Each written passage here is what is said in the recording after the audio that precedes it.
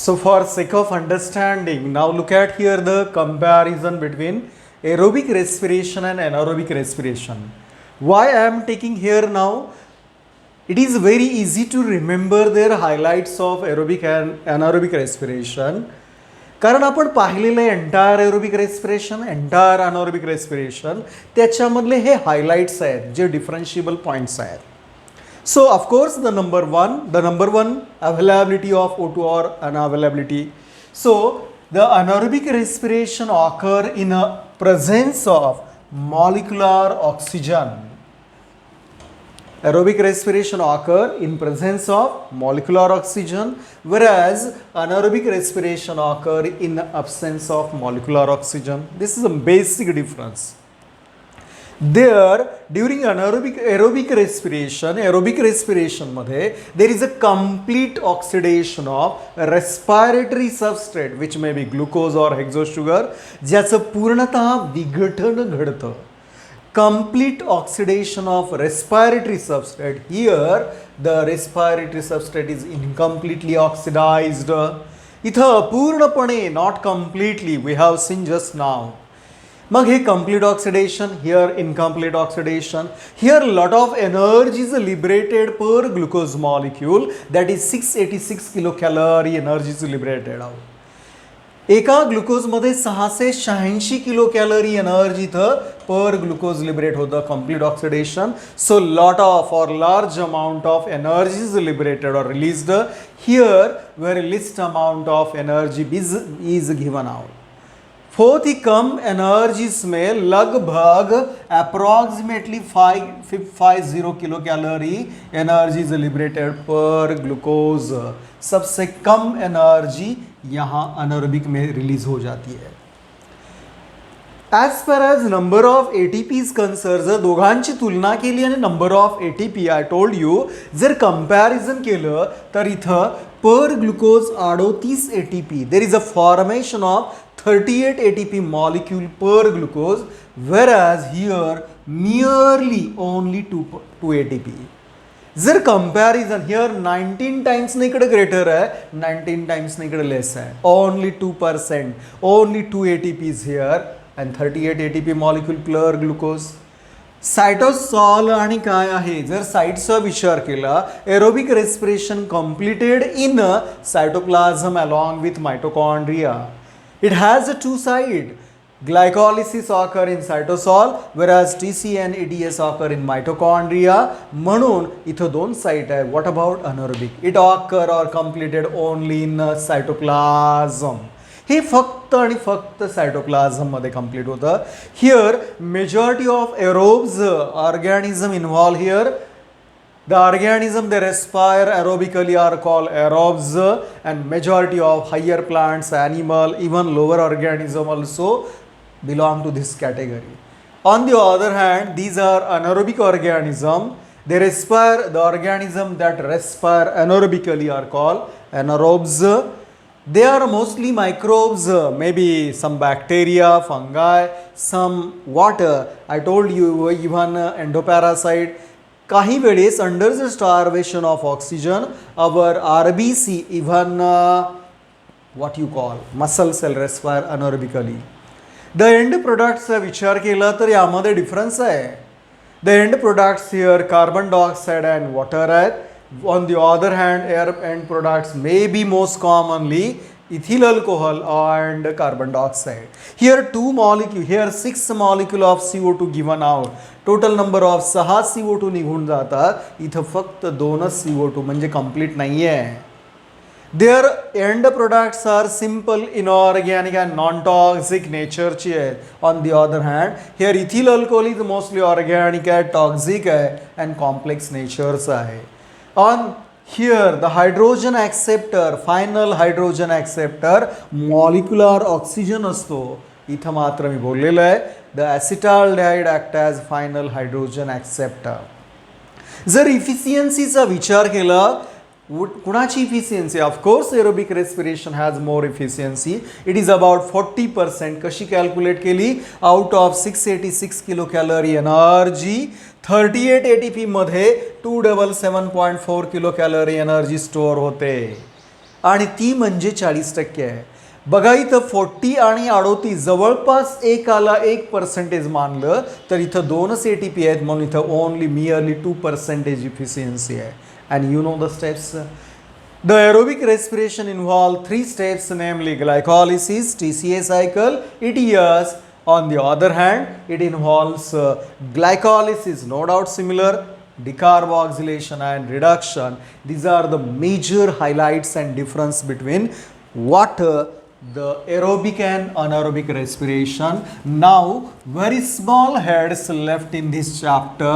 एक है respiratory quotient and the another one importance of respiration. It is that one is additional one.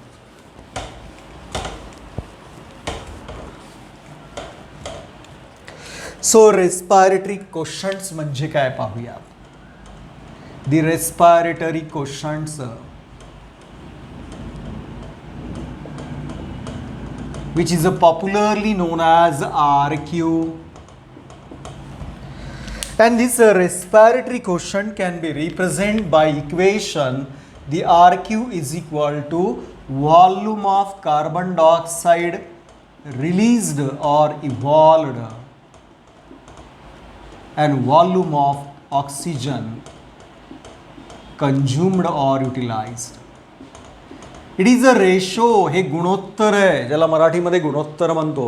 The ratio of what here respiratory quotient काय सांगतं. It is a ratio of volume of carbon dioxide evolved to the volume of oxygen utilized. किती प्रमाणात CO2 बाहेर पडतात आणि किती प्रमाणात oxygen वापरला जातो याचं गुणोत्तर म्हणजे रेस्पिरेटरी क्वेश्चन होय. क्वेश्चनचा अर्थ भागाकार आहे ना, इथं भागाकारच आहे ना हो. So what is a RQ value or RQ. Respiratory quotient is a ratio of volume of carbon dioxide evolved to that of volume of oxygen utilized during respiration is known as a respiratory quotient. The respiratory quotient represented by this formula जो बोर्डावर लिहिला गेलेला आहे. मग respiratory question जो असतो RQ value, the value of RQ depends upon its a value. The RQ value depends upon 2 factor. RQ value ही काय आहे. It is not constant, it is changeable, it is varies.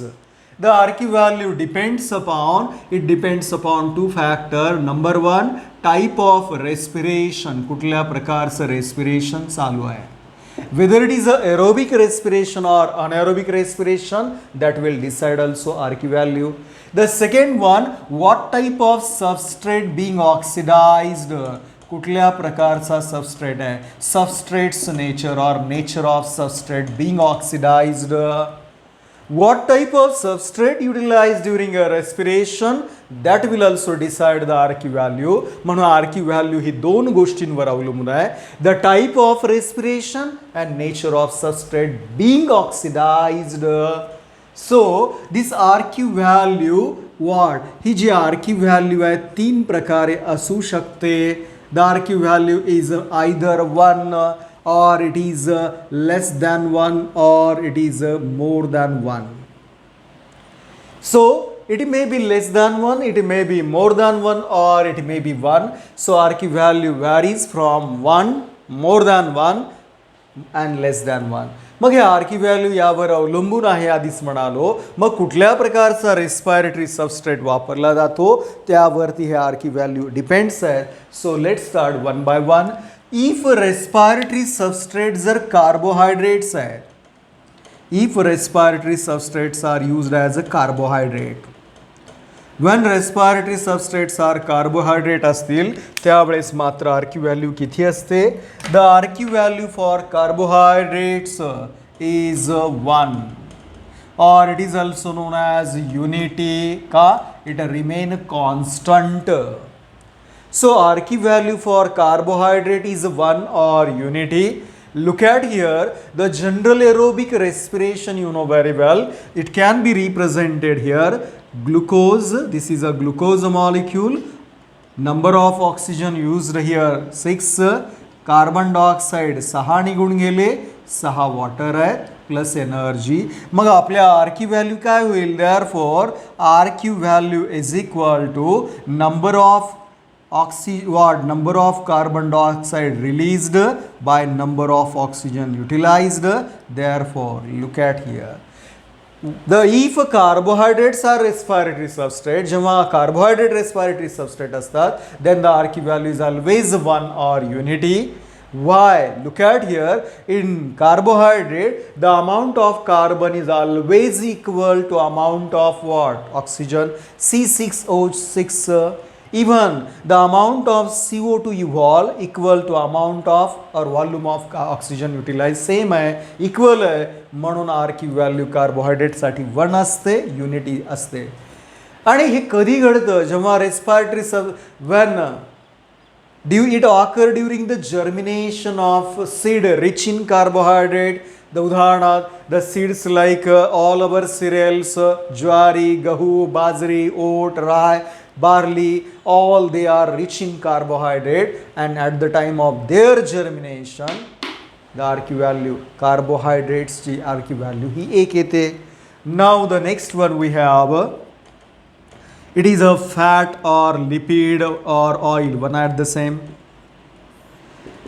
If a respiratory substrate is a lipid or fat, the RQ value for fat or lipid is the RQ value for fat or lipid, it varies 0.7 to 0.8.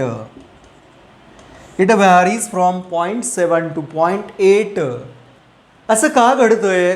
जेव्हा fat असेल तर it is R Q value is less than 1 आहे. Less than 1 here 1 is exactly 1 आहे, कारण equal number of CO2 आणि equal number of oxygen यांचा ratio येत आहे.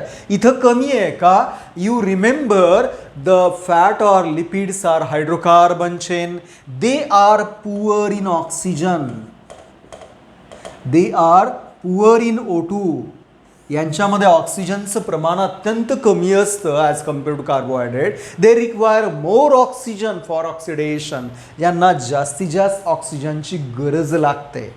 So fat and lipids are rich in hydrocarbon, poor in oxygen. They have less O2 content, so they require more amount of oxygen for oxidation. And here RQ value for, take an example, the most common fat आहे, look at here, C51H98O6. This is a tripalmitin. The tripalmitin, it is a one kind of fat.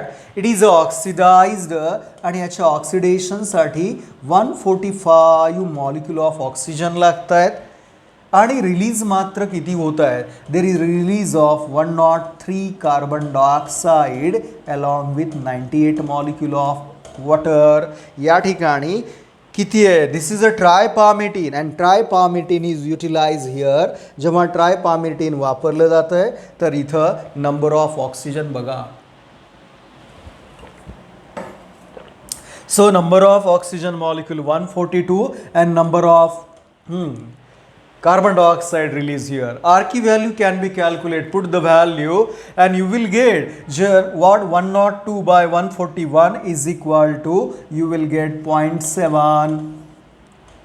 This value म्हणजे हे का घडलं? Look at the number of oxygen atom. They are poor in oxygen, they require more amount of oxygen for their oxidation. इथं amount of carbon dioxide कमी release झाले as compared to utilization of oxygen, म्हणून ही value less than 1 आहे. आणि ही लेस than 1 आहे for tripalmitin. It is an example taken to be consideration. So fat म्हणलं की less than 1, range 0.7 to 0.8. Reason oxygen poor. दुसरं reason या ठिकाणी हायड्रोकार्बन चेन भरपूर आहे. आणि हे केव्हा वापरले जातात?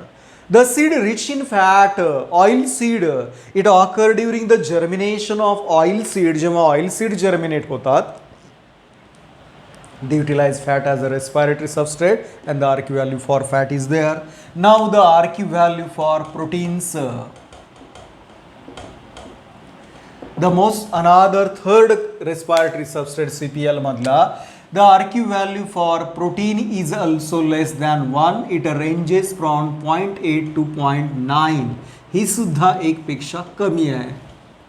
as like the lipid or fat, proteins are also poor in oxygen.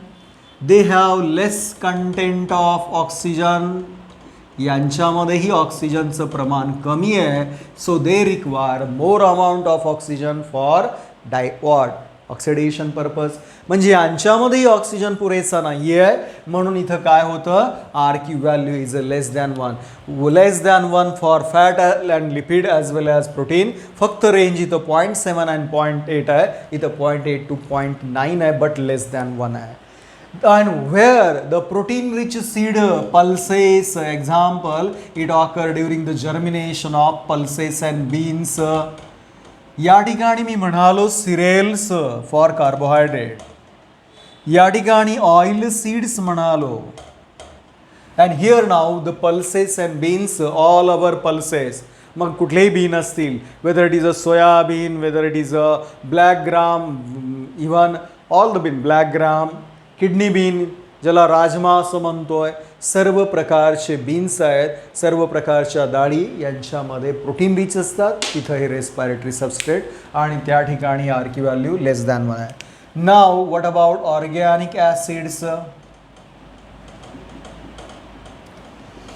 If organic acid, हे सगळं एरोबिक रेस्पिरेशन मधले व्हॅल्यूज आहेत. The organic acids are there and RQ value here. Now the RQ value is more than 1. It is a more than 1 for organic acid. का उत्तर देऊ शकता, हे oxygen poor आहे तर हा कसा असेल, हा ऑक्सिजन रिच आहे. The organic acids are oxygen rich molecules. They are rich in oxygen. For example, take an example C4H6O5. This is a malic acid or malate. It is oxidized with the help of 3 molecule of O2 and give rise to 4CO2 plus.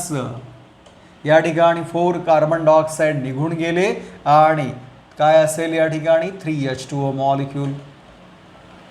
So if you calculate the value here, जर value calculate केली तर किती येईल, 1.3 येईल. का 4 CO2 बाहेर पडलेत आणि एकच ऑक्सिजन आहे, मग यामुळे व्हॅल्यू कशी येईल या ठिकाणी, द व्हॅल्यू इज अ मोर.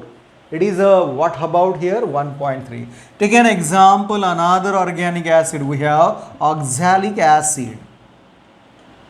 मग ह्या ऑक्झॅलिक ॲसिडचं जेव्हा ऑक्सिडेशन होतं त्यावेळेस पहा काय होत आहे. इथं कार्बन डायऑक्साईड किती निर्माण झाले, 4 कार्बन डायऑक्साईड निर्माण झाले आणि मग इथं number of water molecule here. So it's R Q value is 4. यावरनं काय म्हणायचं, या दोन्ही इक्वेशननं किंवा दोन्ही एक्झाम्पलवरनं, for organic acid RQ value is always more than 1.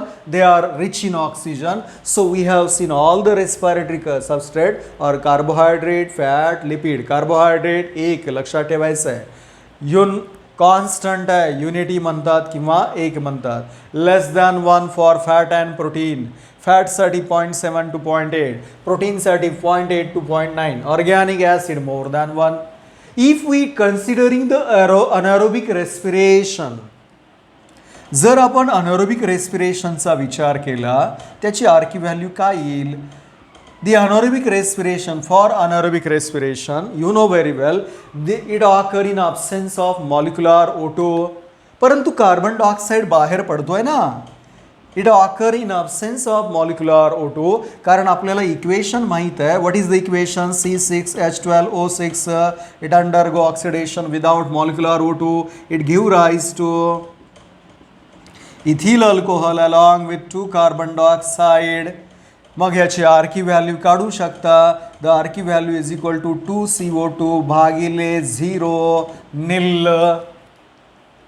का नो युटिल वॉट, नो युटिलायझेशन ऑफ ऑक्सिजन. मग याची व्हॅल्यू काय, कुठल्याही संख्येला 0 न भागल्यावर अनिश्चित इन्फिनिटी येते, निश्चित सांगता येत नाही. For anaerobic respiration the RQ value is infinity. Why? There is a evolution of carbon dioxide without utilization of CO2. जर मी हीच की व्हॅल्यू लॅक्टिक ॲसिड बॅक्टेरियासाठी वापरली, द लॅक्टिक ॲसिड बॅक्टेरिया किंवा लॅक्टिक ॲसिड फर्मंटेशनसाठी वापरली, तर काय येऊ शकते? It is for additional information. It is infinity for anaerobic respiration. What about lactic acid? Here, no CO2 evolution, no carbon dioxide release, no oxygen utilization. Therefore, R key value is equal to 0 CO2 भागिले 0 O2 give rise to 0. What is the value of R key value? The lactic acid fermentation साठी R key value 0 आहे. No evolution of carbon dioxide, no utilization of O2 here. These are the different R key values.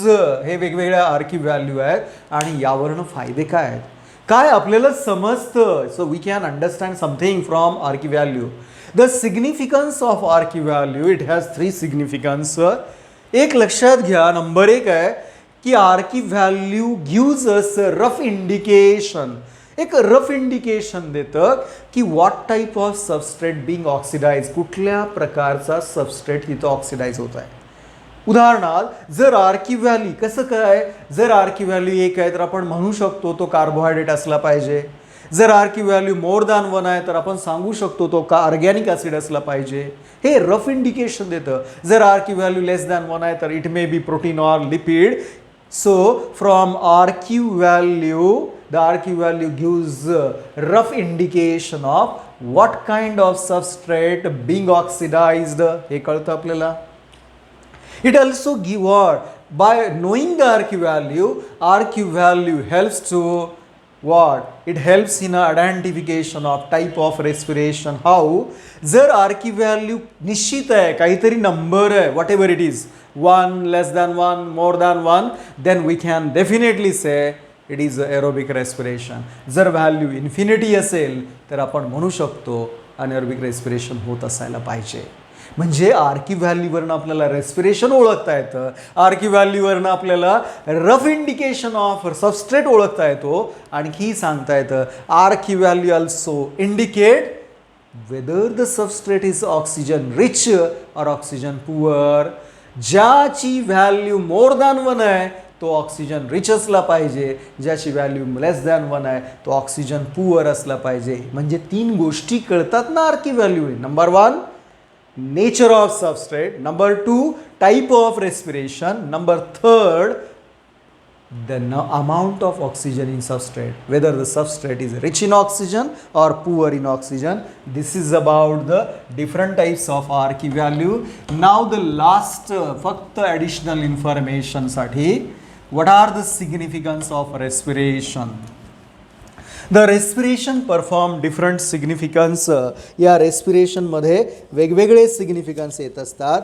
It has a large number of significance. As what are the common significance of respiration in plants or respiration process?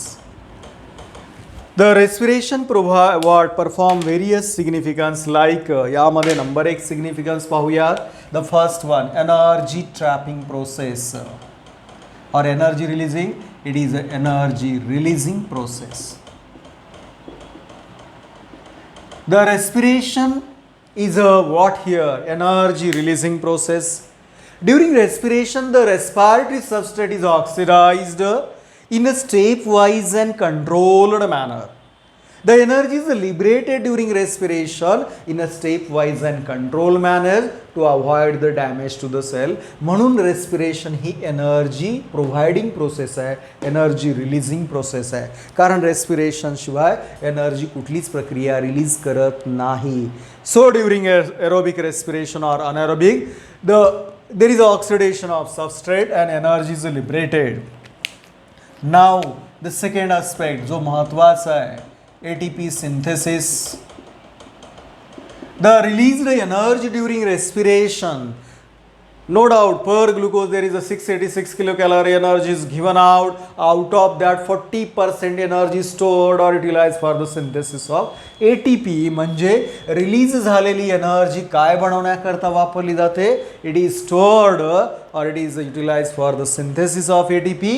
And you know ATP act as a biological currency. ATP act as a source of biologically usable form of energy. Next to that, growth and development. We cannot imagine growth and development of organism without ऊर्जा आणि ऊर्जा निर्माण करणारी ही प्रक्रिया आहे. So cell requires or energy is required for all the cellular vital functions. Maybe the growth, maybe the cell division, maybe the cell differentiation, elongation, reproduction, locomotion, movement, transport. जेवढ्या काही vital function आहेत त्यासाठी आपल्याला energy लागते आणि respiration provide energy for all the growth and developmental process. Next to that, here biosynthesis. The energy released during respiration, the energy released during this process, it is utilized for the synthesis of various biomolecules like polysaccharides, proteins आहेत, lipids आहेत, pigments आहेत, vitamins आहेत. All the different types of biomolecules ते सर्वच्या सर्व बनण्याकरता ऊर्जा लागते and it helps in formation of all the biomolecule via biosynthesis. So it provides energy for biosynthesis also. Recycling of carbon.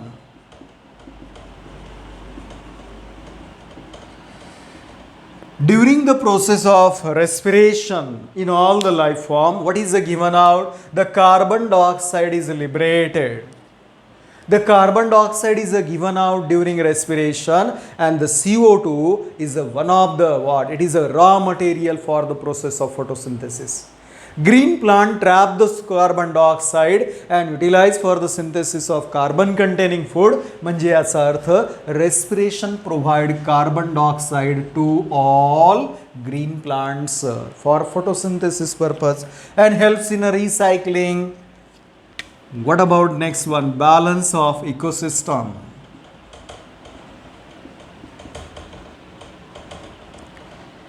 The process of respiration in on one hand and the photosynthesis दुसऱ्या बाजूला आहे. These two processes, the respiration and photosynthesis both what they help to maintain the balance of atmosphere, especially the gaseous like carbon dioxide and oxygen. The product of photosynthesis O2 is utilized during respiration and the product of respiration carbon dioxide used by photosynthesis. Means these two process, photosynthesis, respiration, together maintain the balance of ecosystem, especially atmospheric carbon dioxide and O2 balance. जर deforestation झालं, जंगलतोड मोठ्या प्रमाणात झाली की CO2चं प्रमाण वाढू लागलेलं आहे आणि याचे परिणाम आपण भोगतोय.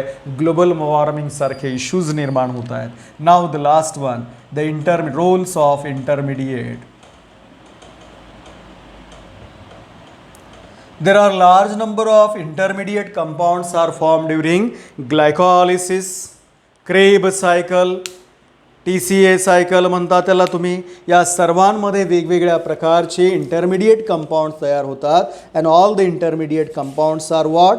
These intermediate compounds are used for synthesis of various biomolecule जे ॲम्फिबोलिक पाथवेमध्ये सांगितलेले आहेत. The intermediate compound from TCA cycle mostly helpful for formation of different types of biomolecule. They act as a precursor. त्यांना आपण precursor म्हणतो. And this is about the all aspect of respiration in plant. आणि एक आणखी एक महत्त्वाचं लक्षात ठेवा, जो आपण रिड्यूस कोएन्झाईम NADH2 म्हणतोय अगोदर NAD हा स्वतः स्ट्रॉंग ऑक्सिडायझिंग एजंट म्हणून काम करत असतो. NAD act as a strong oxidizing agent. जर जे आपलं एरोबिक रेस्पिरेशनचं इक्वेशन आहे, जर एरोबिक रेस्पिरेशनचं इक्वेशनला जर आपण मांडलं, कुठं आहे पहा, हे आहे. जर या एरोबिक रेस्पिरेशनच्या इक्वेशनला जर मांडलं तर काय आहे, इथं पहा, जर मॉलिक्युलर वेट काढला, this is a 180 gram of water. This is a 180 gram of वॉट. हे 180 ग्रॅम काय आहे? ग्लुकोज आहे. 180 ग्रॅम ग्लुकोज असतो, तर इथं जवळपास 192 ग्रॅम ऑफ काय आहे, ऑक्सिजन आहे. हिअर कार्बन डायऑक्साईडचं किती येईल, 264 gram of CO2 is given out plus 108 gram of water is liberated.